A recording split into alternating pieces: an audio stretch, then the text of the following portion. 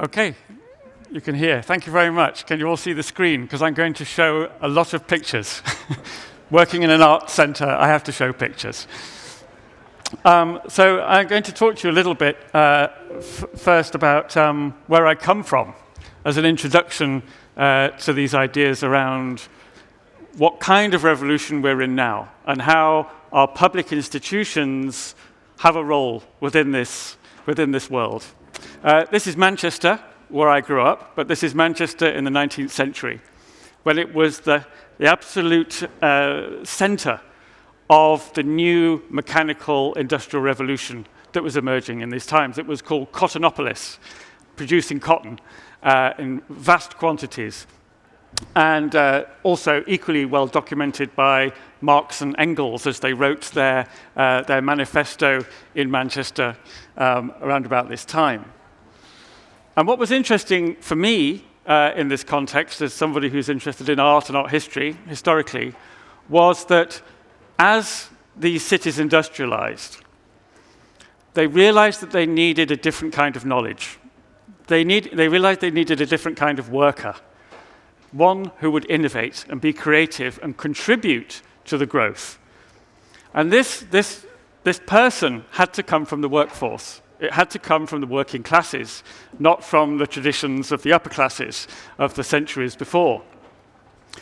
So round about this time, in the 1820s, there was the creation of something called the Mechanics Institutes, or institutes. And these are the places where knowledge was made for the working classes, not just in science and technology, so they got to know the technology of the time, but also in the arts, because they knew that if you brought those things together, you would create innovation in technology, in industry, and markets. And it's no coincidence that I think that KIT also celebrates its 200th anniversary that comes out really of the same kind of history. These education centers where there were experiments and classes and lectures, but also making sessions, the Mechanics Institutes were of the hand. They were about doing things. And that doing produced an enormous growth in industry and production that was showcased in the great exhibitions of around 1850. This is Crystal Palace in London, 1851. In a way, the first exhibition ever of this sense, and really starts to turbocharge capitalism and the middle classes and leisure, as well as industry at the same time. Manchester didn't want to miss out on this because it really was trying to compete with London and the whole world. So it made its own exhibition, then the world's largest exhibition of art ever, with 38,000 works of art in a temporary pavilion in a park. These are the photographs from that. And this was really about demonstrating their prowess as a superpower. And at the same time, they thought they should invite somebody to give a great art lecture to this great art exhibition. And at the time, the most famous critic was John Ruskin, who was a bit of a polymath and a theoretician and a writer and a very outspoken public figure. But nonetheless, he came to give a lecture in Manchester, but proceeded, instead of talking about art, incidentally, this lecture was held in the Manchester Mechanics Institution here, which later became Manchester Art Gallery, which I was director of for some time.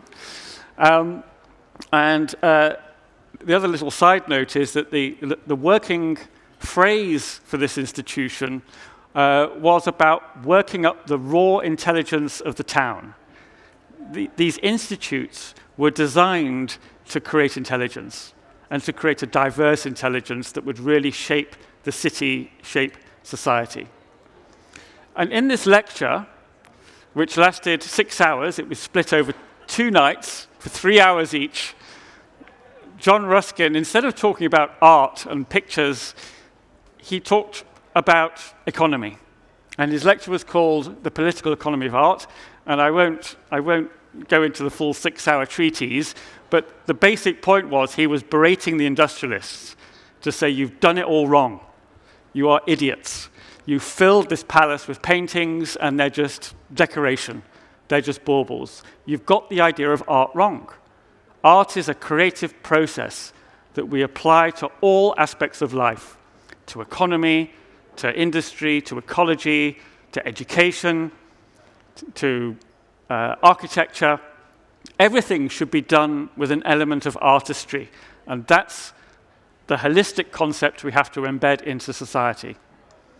This lecture, 10 years later, became a book called Unto This Last, which had enormous ramifications in the world. It was an inspiration for Gandhi's post-Reformation of India. It was basically the book that founded the Socialist Labour Party in the UK, and also created offshoots such as social housing and minimum wages. But importantly as well, this book created this idea of looking at the world creatively in a holistic way. And I'll shortcut the story to Germany, where these ideas are picked up with the creation of a holistic model of education, of bringing science and art together for the benefit of society in the Bauhaus school. So the Bauhaus is really the kind of tail end of this arts and crafts movement, which was about the complete development of society using art with technology together. The link here, the missing link here to why I'm standing in this room and director of ZKM, is that the Bauhaus found many different manifestations in different countries, including Boston at MIT, where the Center for Advanced Visual Studies was established as an offshoot from Chicago Bauhaus. There's a long story there.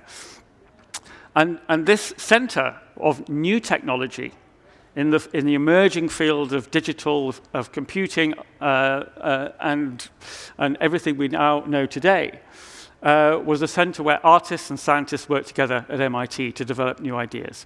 And this was the inspiration, in turn, for ZKM in Karlsruher, the Zentrum for Kunst and Media Technology, where representatives from the town, people involved in KIT, people involved in the city, realized if this region was really going to drive forward as the sort of Silicon Valley of Germany, they needed a culture that would go with that, and a culture, like our 19th century institutes, that would create a holistic and raw intelligence that would develop the society in the right way.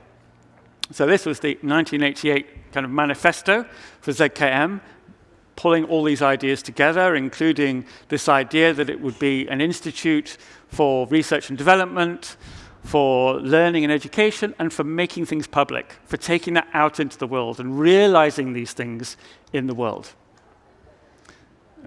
This is, if you don't know it, this is the building on the other side of the city, a converted munitions factory, over 100 years old.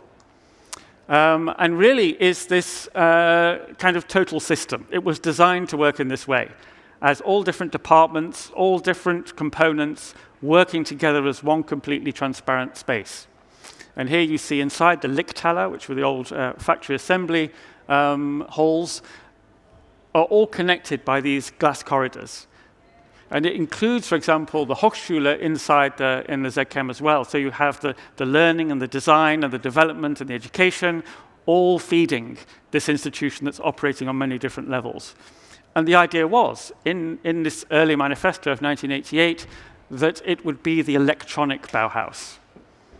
And this is really the founding premise for what ZKM is today. You can see here an exhibition, very popular exhibition called Open Codes, which was really about creating an environment where people could come together to code together. And for me, coding is the new craft.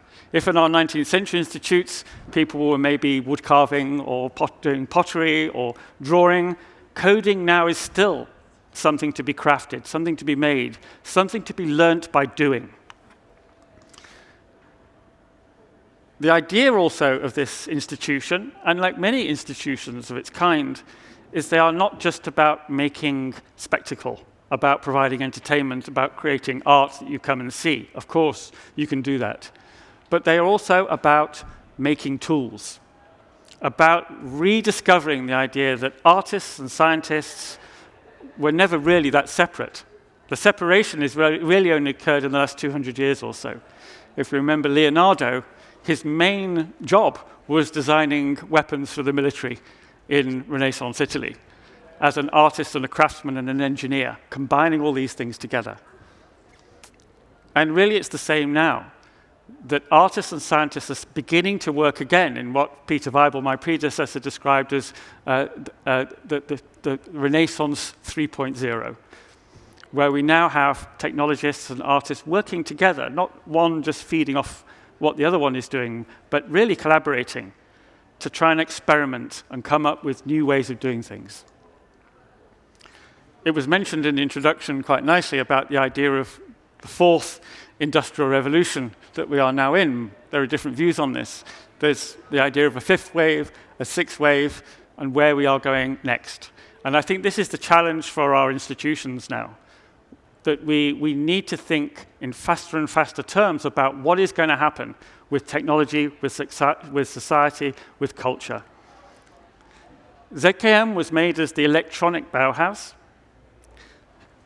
It was then reinvented by Peter Weibel in '99 as the digital Bauhaus.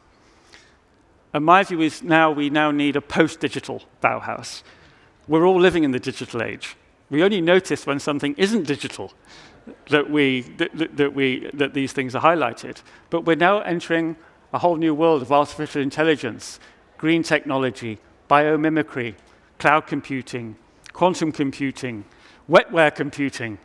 All these things are now emerging faster and faster and faster. So this is the space we have to work in, and we have to work in a different way.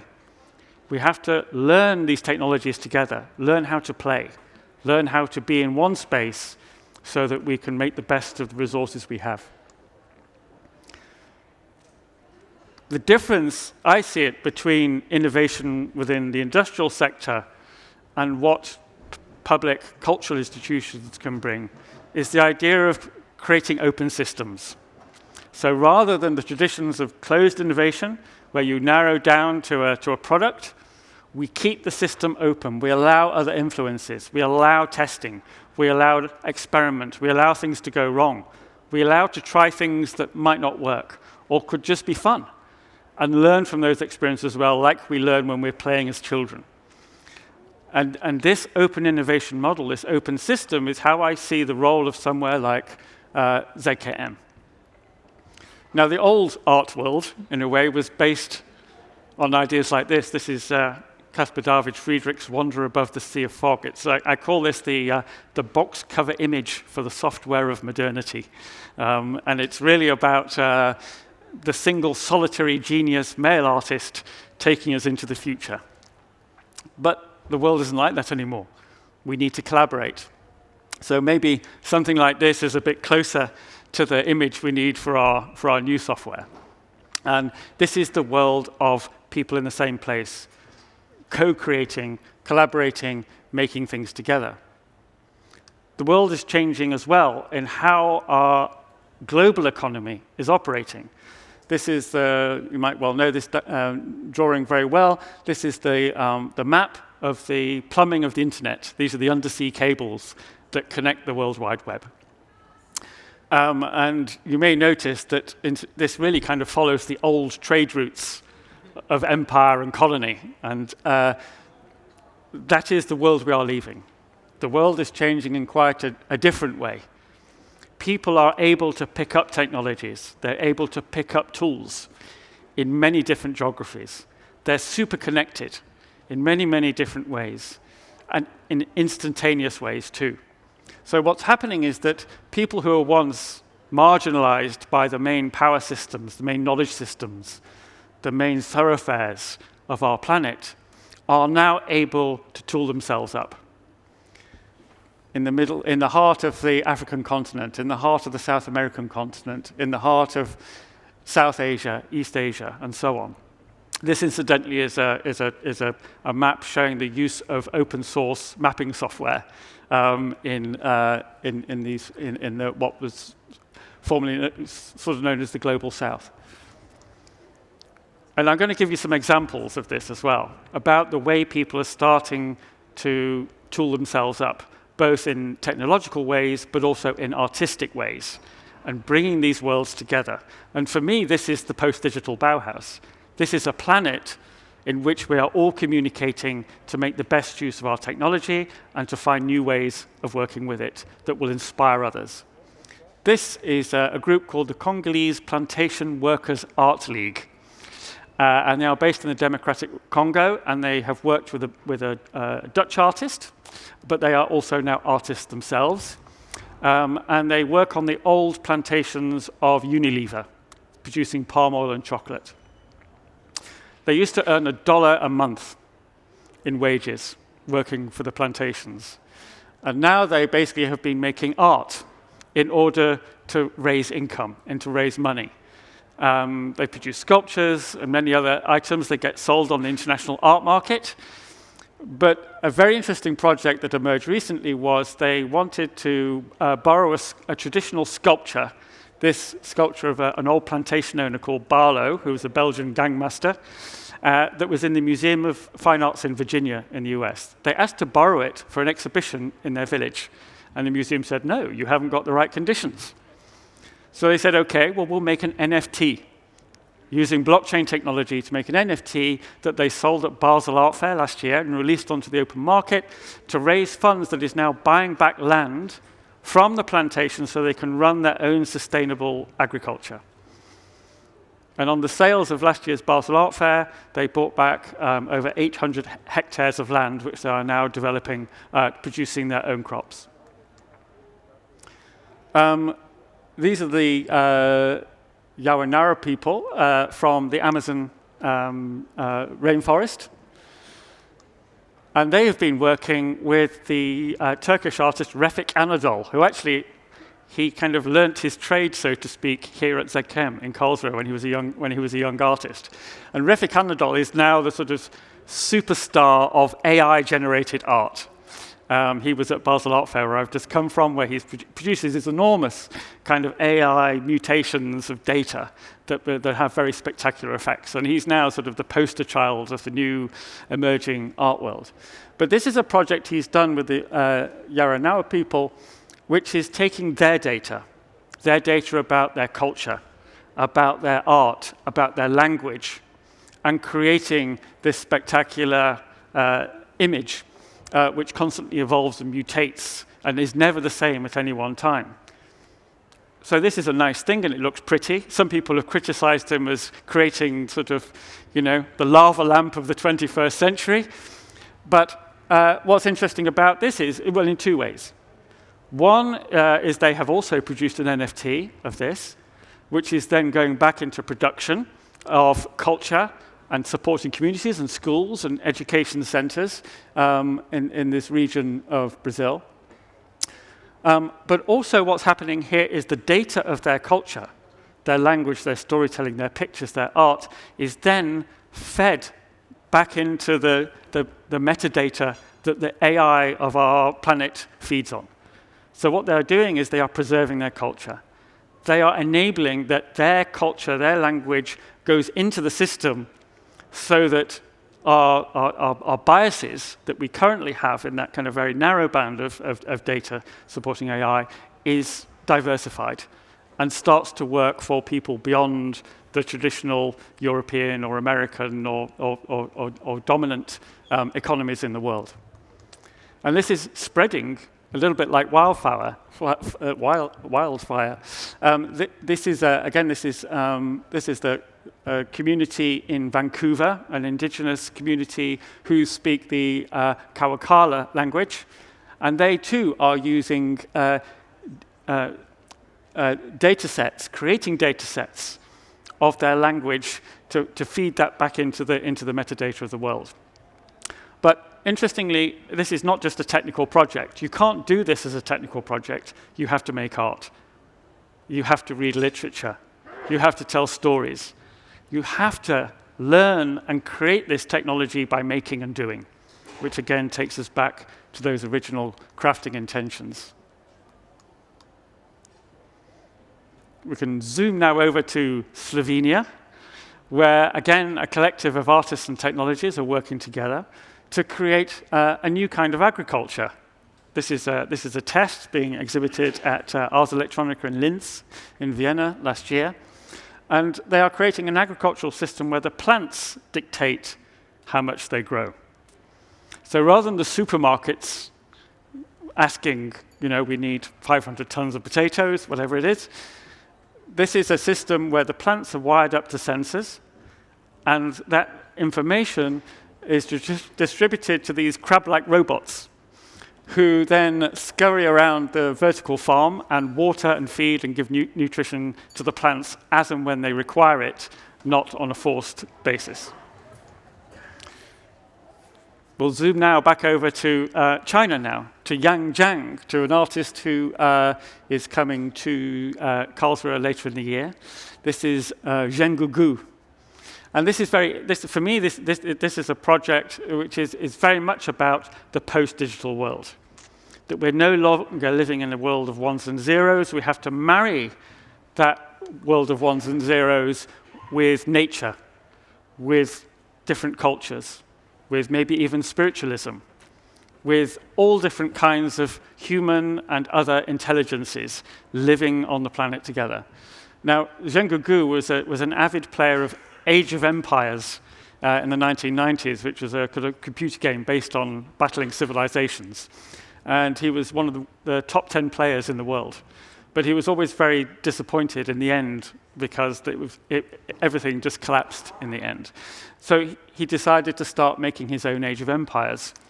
And in Yangjiang, his hometown, he is building a garden city by himself with funds raised from making his artworks, producing buildings and a landscape which starts to talk about how we marry our technological world, the technosphere, in a harmonious way with nature. So these buildings are designed to grow plants. They're designed for meditation. They're designed for all different kinds of ways of living, including proposing an aesthetic system which is based on Eastern energetics rather than our Western semiotics. And this really is about feeding other cultures into our technosphere, into this world of culture and the world of the machines and the things we produce. Now back to Poland. And this is an artist who's visiting tomorrow to do a conference over the next 2 days in Zechem, if you want to come, called Matters of Evidence. And this is Natalia Romek, who is an artist who's been artist, who's been working with scanning systems, with archaeologists, with historians, to discover and find places where Jewish people hid during the 1930s and 1940s in Poland. So the inside of trees, under floorboards, in cupboards. Really sad, painful stories. But Natalia has been creating, in a way, a public shared memorial about these histories by 3D scanning these spaces and then casting them as sculptural elements, but then also using that data to create a kind of online narrative which preserves these stories and doesn't allow them to be lost. Back to the Amazon again. And this is a project by an architect called Paulo Tavares. Again, he's an artist, he's an architect, he's a researcher, and he's been working with the tribes in the Amazon looking at plant data with aerial photography and aerial scanning techniques, and also with biologists, to look at how the landscape fauna and flora of the forest has been changed by human habitation. Previously, where it's completely green, you actually start to see differences where tribes have lived, where there were settlements, because the plants change, the animals change, and so on. And by using this data to present a case to the United Nations, this is now going to be presented as a form of architectural heritage that will then lead to the preservation of these landscapes and prevent the industry that is decimating the forest holding sway. This is Winnie Soon, a Chinese artist and coder who was very much aware of the amount of personal data, personal information, language that was being extracted and censored by the Chinese government on their online systems and marketplaces and social media channels. And she devised basically an AI model that would start to trace and track where these comments, where the stories were being removed by the government and making those visible in public space. This is Fernando Palma, a robot engineer from Mexico City who is making robots, but he's making robots to protest against the government in Mexico and to protest against the brain drain of Mexican software engineers into Silicon Valley, about building really a culture and identity for Mexico that is also rooted in new technological innovation. This also speaks back, I think, to, and this is really where all this is going, to the long history of our digital evolution and the way that it has always been a kind of artistic project. This is a work of art by Gordon Pask, who was actually really one of the early founders of cybernetics. And Gordon Pask is a poster child of all this, because he realized that it wasn't enough to be just a scientist developing the technology. He also wanted to make art to test and learn and play about how these things worked. This is actually in the ZKM collection. It's from 1968, and it's called A Colloquy of Mobiles. And this really is a work made by Gordon Pask to test his conversation theory. And what you see really is basically it's a female and two males at a party, and they send messages to each other in light signals, and they respond to those light signals, and they start to communicate and learn. And in fact, it's a love story. Sadly, this work has been out of action because the technology was broken for so many years, and we're now restoring it to be shown again in all its glory next year at ZKM. But the important thing is about how we are creative as scientists, how we are creative as artists, how we are creative as engineers, how we are creative as healthcare workers, how we are creative in all aspects, as John Ruskin prescribed us to work. And for me, this is nowhere more exemplified by not me saying it, but by the scientific field also saying it. I've been in discussion for a while now with professors from CERN, who are also here at KIT, where at CERN they have an artist program, because they realize that you need to have creativity around you in order to think in new ways. And it's the professors who came to see me who said, we need to change our education system. The scientists we're getting, the physicists we're getting, are not sufficiently educated. They've been educated to work on their own. They don't know collaborative learning. They also don't know how to make art. And they're saying, you need to be an artist to be a good physicist. You need to be able to visualize. You need to be able to communicate your ideas. You need to be able to imagine the world in different ways.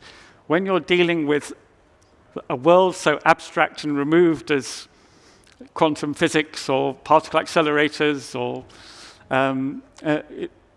the things we can't yet imagine yet, you need that creativity in your head. And this is what they're calling for. And what we would really like to do, this is a discussion, and it's a big ask, is to change the way we teach in schools. So rather than us teaching subjects and teaching art as a separate subject, why not use art to teach all subjects, to teach biology, to teach chemistry, to teach mathematics, because they are all interlinked, they're all interrelated, and they feed off one another. A few weeks ago, we did a project called KI auf der Couch, KI on the couch. And this was an interesting experiment because it was really a question. If we can have artificial intelligence, could we also have artificial subconscious? And the interesting thing about doing an event like this at ZKM is, yes, People from Audi working on self-driving cars came to take part in this workshop, but also children did, and their parents did, and retired engineers came to do it, and families, and they all worked together. And this was the extraordinary environment where you have this cognitive diversity in a room, testing and learning to play with all these ideas. This is a current exhibition by Robot Lab. This is in our current AI-themed exhibition, which again is about a field of play. These are two KUKA robots who are writing robot manifestos, which are then they're learning new and trying to adapt and improve the manifestos, but also responding to public interaction with the algorithms in the machine. You can just see it. They're writing in blue chips. These are KUKA robots. And this is paintings, flatware, from our collection being reinterpreted by AI. Again, this is a way to play and learn about these new technologies. So what happens is the works in the collection are basically producing individualized labels for the works of art based on your preferences as you go to visit the museum, and also just reading the images and making up new stories about the paintings, making up new titles, making up new artist names.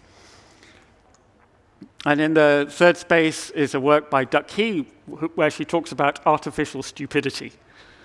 Why can't we have artificial stupidity? Why does everything have to be intelligence? Because sometimes when you do the opposite, you learn more about the thing you're trying to develop.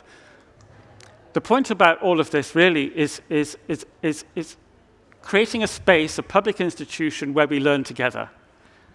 I don't think we can make treaties and make theses about this as definitive as we used to. We have to be open and create an open system where we say we don't know, but let's all live and learn how to play together, how to be creative, and that is creativity. So opening next week, you're all invited, next Friday night. The exhibition Black Flags will be opening, and this is you're not supposed to see this, by the way. The artist didn't want the images to go out into the world, but I'm giving you a sneak preview. This is a work by the choreographer William Forsythe called Black Flags, and it's two KUKA robots, which were actually in the original KUKA workshop was in the ZKM building before ZKM was there. And actually, the Chinese owner of KUKA robots is incidentally the world's #1 collector of Zheng Gugu, who I showed you before. So we will be inviting him for the opening. But basically what these two robots do is they dance in a rather spectacular way, right up 9-10 meters up into the atrium, waving these two flags in a algorithmically designed choreography. And it's a dance, and it's spectacular, but it's also emotive. And makes you feel very differently about machines. It makes you feel very differently about yourself. Now, yes, this is an artwork, but it so happens I was thinking about this when I was in KIT last week, visiting the department that is looking at human-machine interfaces, about how robotics, how AI models, how immersive models can be used in therapy, in education, in care systems, in looking at the world differently. And here we can start to have those conversations. We can bring ourselves together and compare and contrast and learn new things and see what the emotion, what the culture is that we're building around our technology. Last weekend, I went to visit this laboratory, which has just been set up by Chris Salter, another ZKM alumni, at the Zurich University of the Arts. And this is a space designed for creating immersive technologies of body scanning and then planting you in virtual worlds or in the world of mixed reality, virtual reality, completely 360-degree surround systems that are now, with our software engineers and at ZKM, responding to your bodily movements, responding to how people collaborate in virtual space and real space together. And this is making the tools for the next generation, the next wave of how we interact with the visible world, but also the worlds we make and invent. And whilst this is again, a playful tool, this also then starts to have applications in therapy, in healthcare, in education, in all walks of life. Just a quick sideline. This is DJ Shroomy. This is some fungus growing on the works of Hegel in our research and development lab, where music is being produced by the mushrooms. The sound coming out of the mushrooms is being fed into a computerized system, which then plays the music they make back to them, and they respond to the music. So it's like a feedback loop of creating electronic music through mushrooms, through other intelligences. And I think this is also maybe something you have to bear in mind in our post-digital age, that we are not the only intelligences anymore. And finally, I think we need to think about ethics too. The point of a public institution like this is also to bring people together to decide and share and understand what are the ethics of this world we are making. And this is another collaboration with KIT, which is about the implications of artificial intelligence. This is a great piece of work by an artist who, it's called Vote to Smile.